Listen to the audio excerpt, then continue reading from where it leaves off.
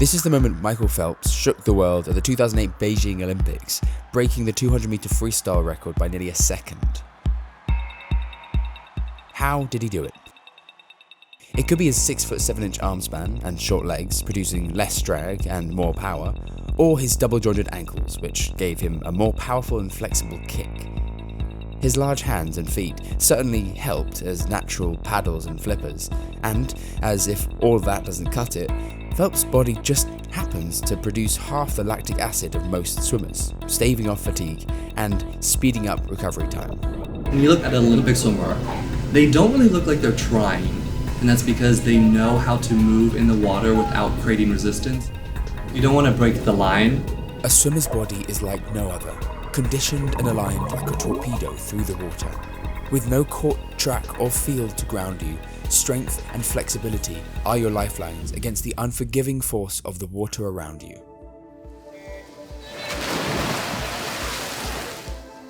But it's not just the body you have that matters, but how you move it through the water. All power and no technique will take you nowhere but down.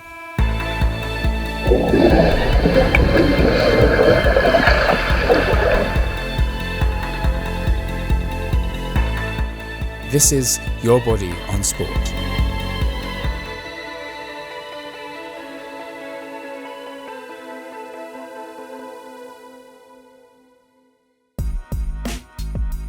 Welcome to the Daily Mail's annual swim meet. You're up on the block waiting for your cue to dive and begin your 200-meter individual medley. Whatever your body looks like on that block, you can swim, but some bodies do have natural advantages. Yeah, when I think of swimming, I mean, I think about Michael Phelps. I think about a really long torso and really broad chest, because swimming is about reach and it's about being able to move yourself in the water. So think about the longer your limbs, the longer your reach, and the more that you can pull in water. So people who are bigger, taller, just are naturally have some benefits.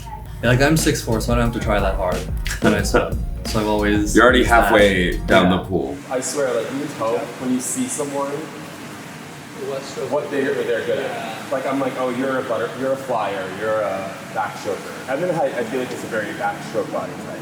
Yeah. Shorter legs, I heard, versus torso is good because you have less drag. Yeah. Allegedly. I mean, if you have big feet, you don't have to be tall to have big feet. I mean, think about swimming with flippers. If you have bigger feet, that's a benefit. I also think about buoyancy. You know, if you do have more fat on you, fat floats, like muscle sinks.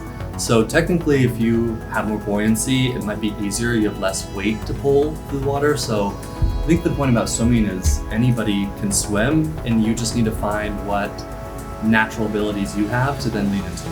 You're never going to be faster than you are pushing off a block or pushing off a wall. So it's really important to capitalize off that speed. First, I just need to fill my lungs so I'm ready to go underwater. So I take a big breath, I hold it, and I jump off and I'm immediately into streamline. So my streamline, and I'm giving it a lazy streamline, but streamline should really be tight, and your neck is down and your shoulders are pressed up into you, and you want to push off, let the speed take you a little bit, and then you start kicking. Dolphin Kick is actually what they would probably say is the fifth stroke, because it's the fastest thing you can do without doing any actual strokes, because you're really using your whole body, you're using your core and your hips, and it's used in every stroke except, actually it's used in breaststroke now. This is more of a recent thing. You almost kicking, I was thinking about like kicking nipples down. Some people are kicking like hips down, but really your upper body and core should be moving a little bit, swaying back and front. So you're almost like a dolphin fin, kicking underwater. Unlike dolphins, whose propulsive efficiency is way up at around 56%, you may only reach 11 to 29% since your jointed limbs tend to disrupt the water flow, while the dolphin's flat fluke generates a sort of elastic energy. Nonetheless, 90% of your propulsion in this stage will be down to this kick. You're allotted a certain amount of time in each race, or a amount of distance that you're allowed to be underwater, because that push off of the wall, that momentum can actually really drive you and be a lot faster than your actual stroke. And that's why it's really important to build up your lung capacity and breath control, because that allows you to be underwater as long as possible. But unfortunately, we have to breathe. Yeah. Good breathing can be a big strength for swimmers, but what does that even mean? Next to soccer players and non-athletes, swimmers breathe in the most oxygen, as much as 6.2 litres in capacity, compared to 5.4 for soccer players and 5.1 for non-athletes. That means each breath cycle can move as much as 6.2 litres of oxygen. More oxygen means more fuel to keep you moving at your maximum performance. Regular swimming at a young age not only increases your total lung capacity, or TLC, but also your alveoli count. It's still not clear whether it's all about training or some genetics are at play, but your alveoli bolster your oxygen transport system to get the most out of every breath, and you'll develop wider airways for faster exhalation. Outside of intense competitions, swimming is mostly helpful for people with asthma, since it teaches you to improve breath control by timing your breaths between strokes. But in a race, you're trying to breathe as little as possible, really. The least amount of breathing you can do. At the very most, you should be breathing every 3 strokes in a freestyle because you're minimizing drag. When you're in water, I mean, your number one enemy is the water. One, you can drown from it, so you need to be able to breathe and have breath control, but also that's what you're resisting. You can get in the water and thrash around, but that's just creating more resistance. An example of that is when you place your arm in the water, you're not going to ever smack it down because that is creating force against the water. You want to enter the water in an easy way to move your arm so you almost are cutting the water and then relax into it and pull. Turning your head to the side to breathe, or even when you're swimming butterfly, lifting your head above the water to breathe, you're reducing your hydrodynamics. You're causing more drag. You're throwing your body off of that axis in some way. So the goal is to always stay in that streamlined position and move on that axis as efficiently as possible. And when you're breathing, you're kind of throwing your head a little bit and breaking outside of that. If you breathe, I mean, there's a way to do it effectively. If this is just my line, I can just barely tilt my head, but even that, you may sway a little bit and it still could just impact you a bit. With your head down, aligned with your body's axis, you can reduce passive drag by as much as 5.2%. Now, raising your arms overhead, that reduction becomes 11%. Keeping your arms alongside your body brings your drag reduction up to 17.6%. But your shoulders and arms are going to be needed to provide power to your path. You swim with your whole body, of course, and that's a great thing about swimming. But you're swimming really from your shoulders down. You're putting a lot of stress on your shoulders when you're swimming. That's why swimmers have such great shoulders, wider shoulders, or people who are naturally born swimmers have sort of that wide, sort of V shape with your body because they're holding so much of your body weight, and I think that's why you have so many shoulder injuries. There's so much stress on your shoulders because you're pulling your body weight. It's almost like, when you're getting out of a pool, it's like coming from here. Any swimmer, especially at a national, Olympic, college level, they're all doing strength training outside of the pool. Weightlifting is always involved. You might be running, you're of course doing a lot of stretching, physical therapy to build that strength, to maintain that strength. It's supplemented by what you're doing in the water, but it also helps. Strength training was much different based on what you're swimming. Of course. All the sprinters were training their fast twitch muscles. They'd almost put like a barbell on their back and they'd be jumping because you want that explosive. But the distance, I was mid-distance, we're more training higher reps, lower weight, more repetition. Explosive power makes all the difference in the water. In fact, swimmers with more powerful pull-ups tend to swim faster, but power can only take you so far. You need a lot of flexibility in Right. swimming. So if you think about these big athletes who are just like putting a barbell on their neck and squatting 500 pounds, they probably don't have the flexibility that you need for swimming, because swimming is a lot about reach and being able to move your body and stretch your body as far as possible. Swimming is about optimizing technique. So if you are a very technical swimmer, you actually would have less injuries because, again, you're not thrashing your arms in, you're not keeping your neck up like this and swimming from your neck, which is so bad for you. If you're swimming relaxed, it also translates to just ease in body and having less pain and less stress on your body, but it's easy to, and even if I get fatigued in sets, I'll start bringing my neck up almost and starting to swim more with my muscles, less with my technique. Right. And sometimes that's the thing is you can tell when a swimmer is using their muscles almost to muscle through it. Yeah. Especially a lot of sprinters almost just muscle through the swimming and just like use their muscles to force water, but that's not something that's sustainable, and that just creates more injuries. Having large hands or large feet, I think they do sort of act as paddles. They are very stiff in the water, I would say, because you want to create as much resistance as you can. My hands almost like kind of lock up when I'm swimming. I always try to think of it as like a very stiff, rigid, four-armed hand where my body's pushing through like an oar, you know? I think of a scoop. Yeah.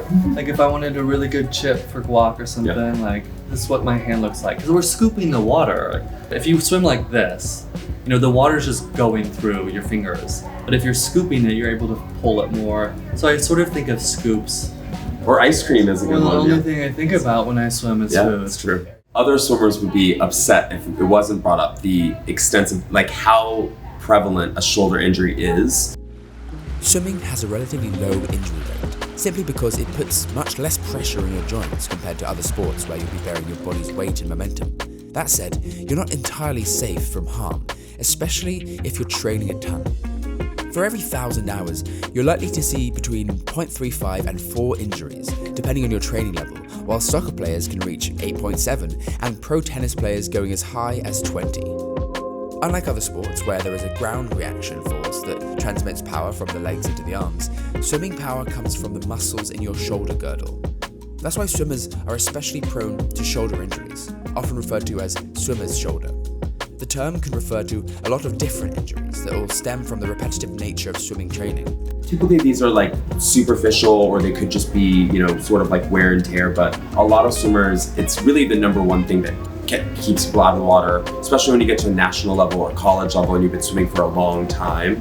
And there's obviously physical therapy involved. And then some knee things, because you're doing flip turns, you're dealing with flip turns on the wall.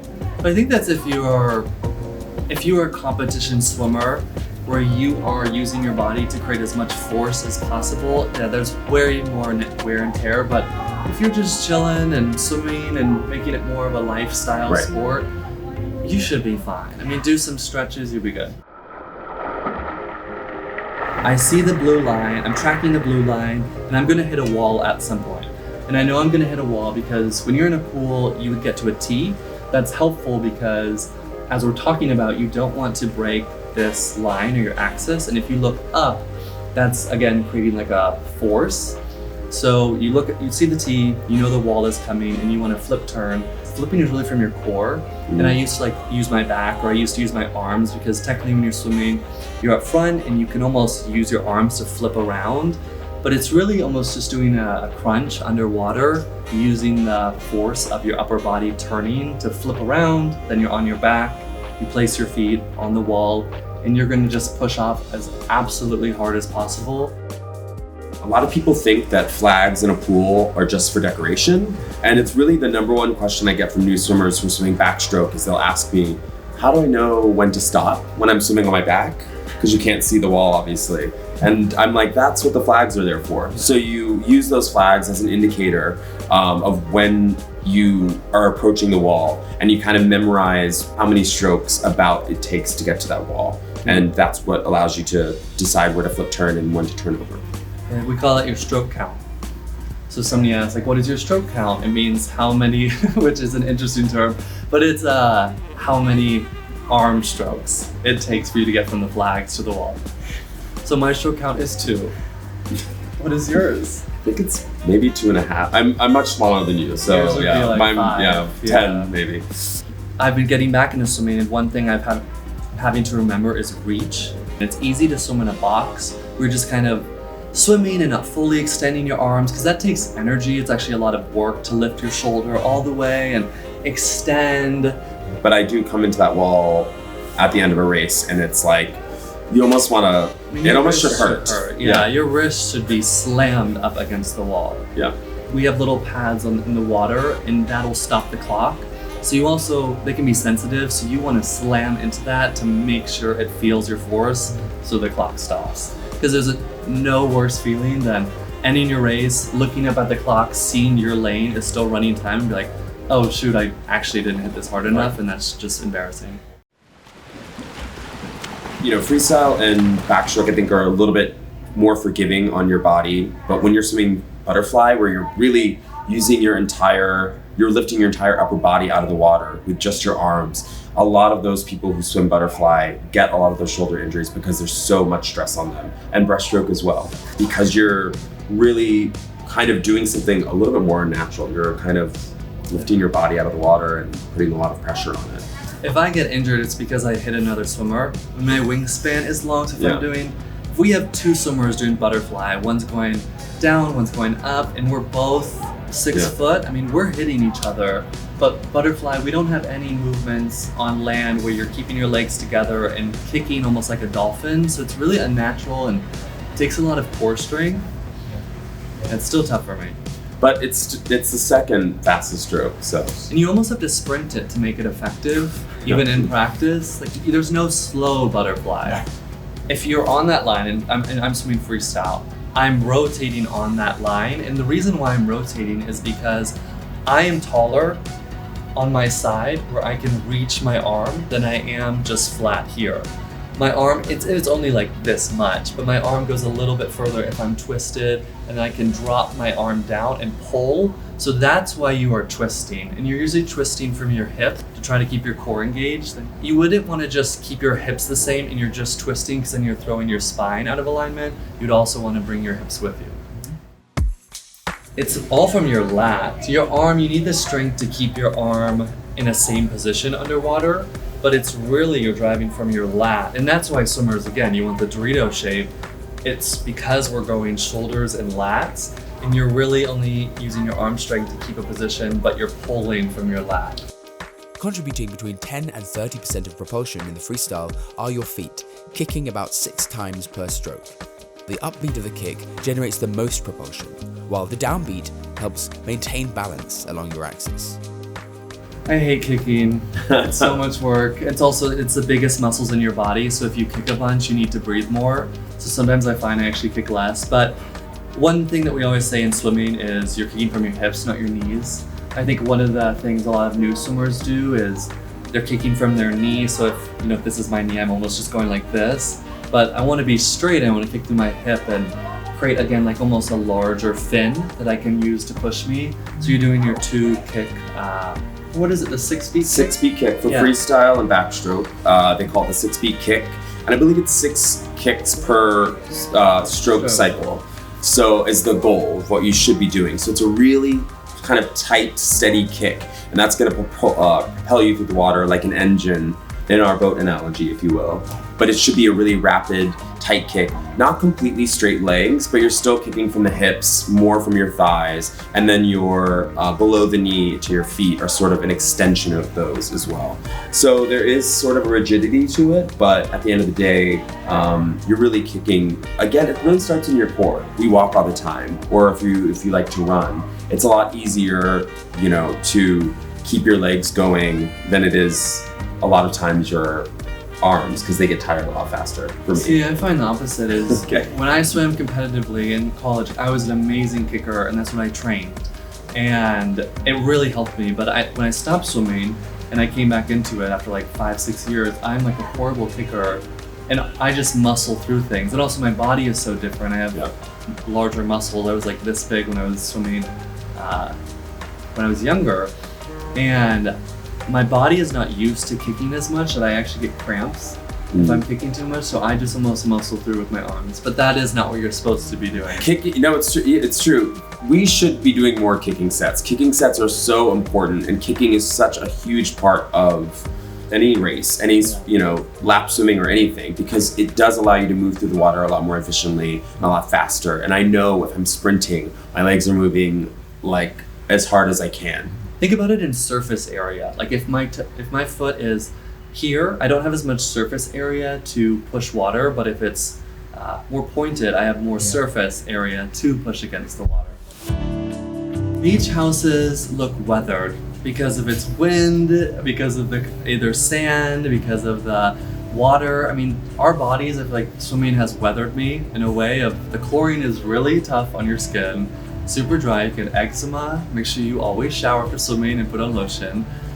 Also, I grew up swimming outside, so there's just a natural element of being outside where you can get sunburns and sun rashes, and I didn't wear any sunscreen growing up, and now I have to go to the dermatologist every year to get a mole removed, so that's my continued injury.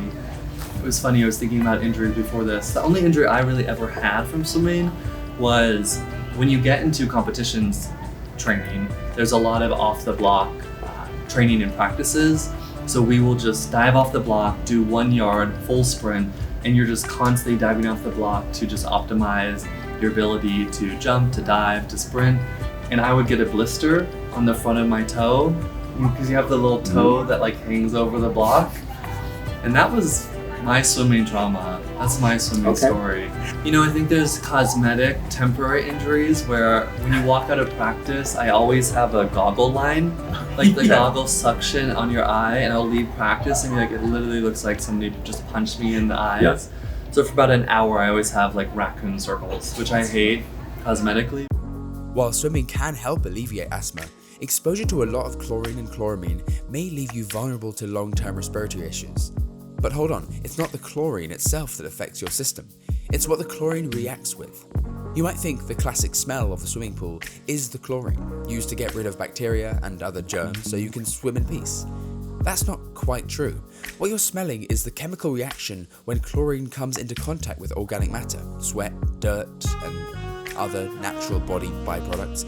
When they react with chlorine, gases are emitted into the air, which is what you're smelling. These are the gases that bring on allergies and asthma, not the chlorine. If you're smelling a particularly strong version of this, it's not because there's more chlorine in the pool, but more likely more urine. While these gases aren't allergens themselves, they do irritate the cells lining your respiratory tract and sinuses. But chlorine has its own effects on our body, and yes, on our hair.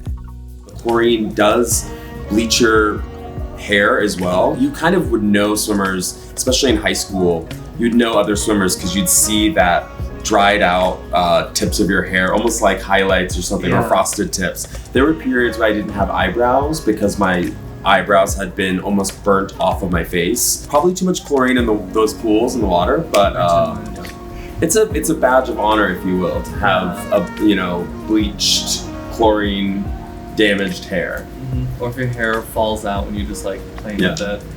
So, but this is why people wear swim caps as well. Yeah. It helps, but it doesn't fully actually protect you because your hair still gets wet. Oh, I actually have 2 cosmetic tips. Okay. So if you spray a little bit of leave-in conditioner and then put on your cap, it just helps to protect your hair a bit. And then, if you're worried about dryness of your face, take a tiny bit of Vaseline and just lightly smear it on your face. My esthetician told me that, and it really does keep your face hydrated. Because it's so shocking to me, I meet so many adults who like still don't know how to swim. And I think about if you don't swim as a kid and just get that comfort level or familiarity of being in the water in that foreign area, you just never do it. So I think that's the biggest barrier, is just, are you comfortable in the water or not? Did as a child, your parent throw you in the water? Like we see those videos of kids learning how to swim. If you didn't do that, I think it's a big challenge. If you don't know how to swim, you should learn. I think it's such a great way to work out. And it does sort of open up a world and different possibilities as well. If you're in New York, we have Adult Learn to Swim with our team. Team New York Aquatics, Adult Learn to Swim program. Yeah.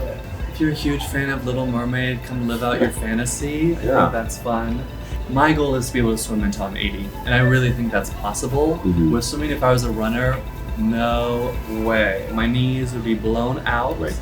Swimming is really something that you can do forever. Yeah, definitely.